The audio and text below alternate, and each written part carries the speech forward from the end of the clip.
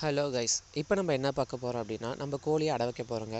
ஆனால் கோழியை நம்ம கோழி முட்டையில் வைக்க போகிறதில்ல, வெளியிலேருந்து வாங்கிட்டு வந்து நாட்டு வாத்து முட்டையில் வைக்க போகிறோம்.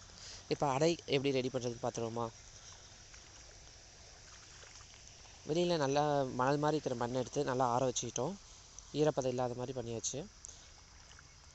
இப்போ அதை நம்ம ஒரு ட்ரேயில் புட்டியில் பயன்படுத்தலாம். நான் இப்போ அதை ட்ரேயில் ஒரு அடியில் மண் கொட்டாமல் ஒரு சாக்கு போட்டு இப்போ அதில் அந்த மணலை கொட்டி ரெடி பண்ணுறேன்.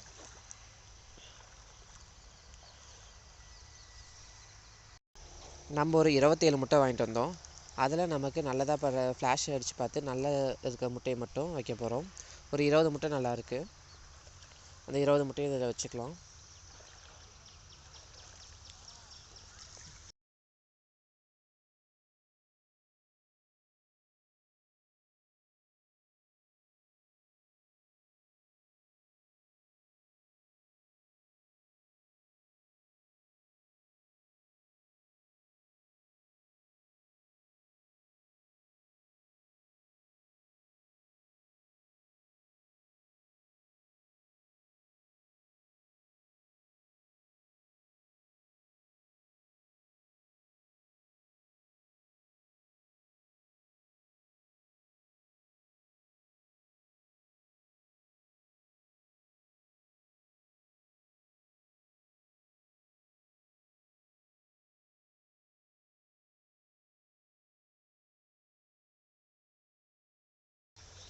நம்மகிட்ட நாட்டுக்கோழிங்க கொஞ்சம் நிறையாவே இருக்குது.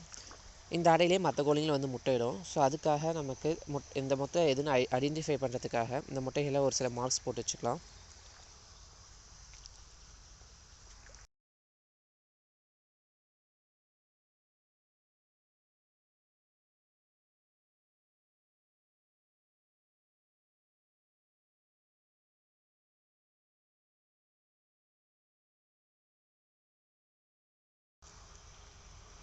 இப்போ நம்ம அடைக்கோழியில் பிடிச்சி விடுவோம், படுக்குதா இல்லையான்னு பார்ப்போம்.